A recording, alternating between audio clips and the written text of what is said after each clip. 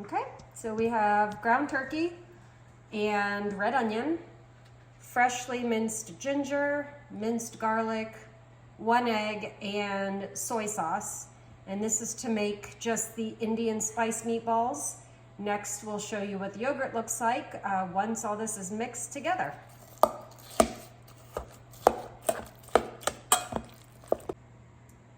All right, guys, Nicole's just separating them all into little balls with some olive oil. Got to make sure we keep these nice and healthy.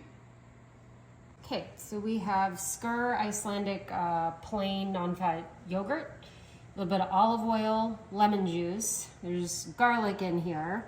We have some cumin, some turmeric, and some cayenne pepper.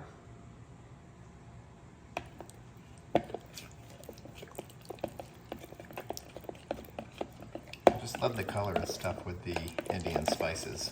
Yeah. Now let's check out these balls. Wow. Quick flyover, looking good. All right, nice and plated.